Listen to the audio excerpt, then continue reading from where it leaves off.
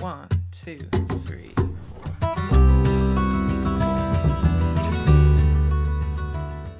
Hey guys, welcome back to Journey to the Tour. I am Roger Oliver II, and I'm not on the golf course. I'm actually on my back patio right now. You can even see the pool behind me here. You can see it's actually raining outside right now, which is very needed.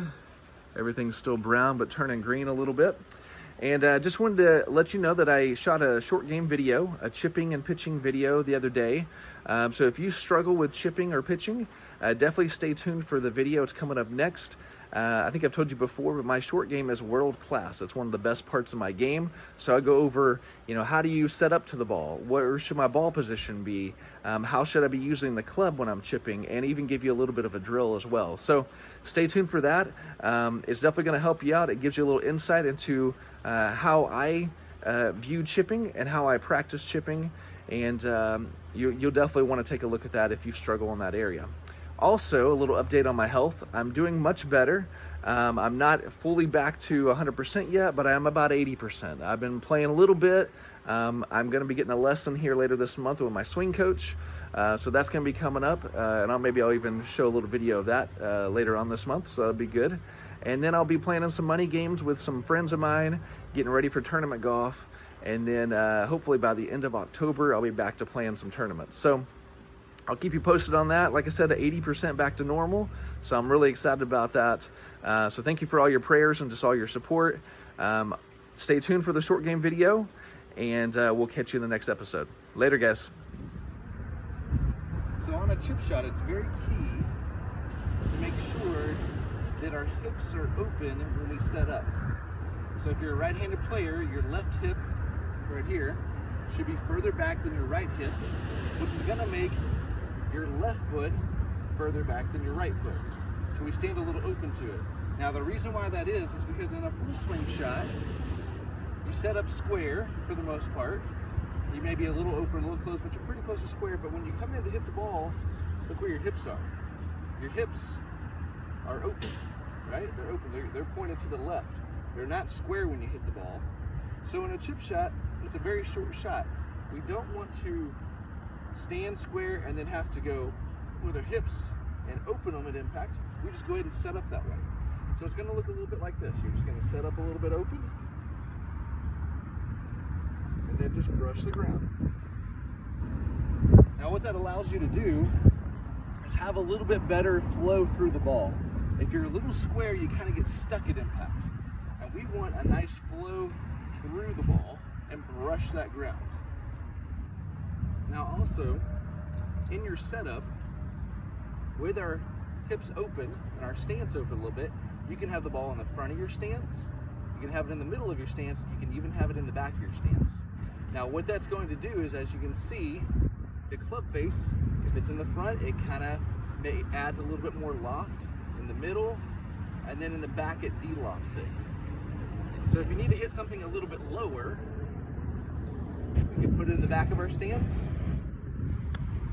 and chip it and just keep it down a little bit, maybe under the wind, maybe let it roll out. If it's in the middle, it's going to be more of an average kind of ball flight. And then if we want to put it in the front, that might be something you want to do if you're trying to hit a higher lofted shot. Maybe not necessarily a flop shot, but something just kind of higher lofted. You want that ball to get up a little bit more. We're going to put it in the front of our stance. So we've talked a little bit about how we want to set up to the ball. Remember, stance is a little bit more open. Our feet will also feel a little bit more open as well. And then we got the back, middle, and front ball position. Next, what people really don't know most of the time is what this wedge and how it's made.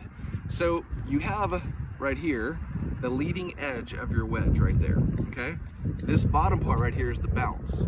So there's really two different types of chippers. You have some that use the leading edge primarily as they chip the ball, and then you have some that will use the bounce of the club. I am more of a bounce user, and what that means is I'm gonna allow the bounce of the club to brush off the ground. You'll see some people, when they take a chip shot, they don't take any divot. That would be somebody who's using the bounce, right? The bottom of the club is shallowing out right on the ground, right underneath the ball. You have some other people who would take a divot and they're gonna, you kind of right there. There's really no right or wrong way. For the most part, most people, it just depends on what's best for them. If I have a bad lie, maybe on like a dirt lie, there's a couple of those kind of out here, I am going to probably put the ball back in my stance, and I'm going to kind of close it a little bit, kind of back in my stance, and I'm going to allow the leading edge to kind of connect with the ball first. That's the feel that I want to have. That's just because it's a bad lie, it's a thin lie, and I want to make sure I make contact with the ball first. If I allow the bounce to get there, sometimes it can bounce right up off the ground and you get some of those thin shots. So in that situation, I would be using the leading edge right here to make contact with the ball first, not necessarily the bounce and letting it brush the grass. So you got to figure out what's best for you. For me, like I said, normally I'm using the bounce, which means I'm not taking a lot of grass when I chip. I just see a little grass fly up there, and that's it. The bounce is what's brushing the ground, not the leading edge digging into the ground, right? So you got to find out what works best for you. No right or wrong. Just experiment with it a little bit. A lot of times people who are using the leading edge, like I said, are gonna take a divot. Their hands are kind of leading. The people using the bounce, the club's gonna kind of pass their hands and they're gonna brush the ground. You're still gonna set up the same way. Stance is still gonna be a little bit open. Ball position can be back, middle, or front. And the feel is just gonna be a little bit different. What's contacting the ground first, the leading edge or the bounce?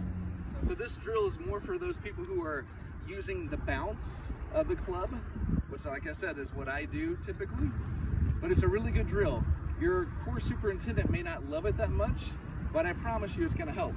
So instead of chipping off of the fringe here or off of the rough or any tight lies around here, I like to chip off the green, okay? Now, this is gonna tell me if I am using the leading edge or the bounce. If I use the leading edge, I'm going to make a divot, and I do not want to do that. I want to use the bounce of the club, the bottom of the club here, and let it brush the ground. So if I can make good contact off the green, I know I'm going to make good contact off of pretty much any lie on the course. So all you're going to do is take a few balls,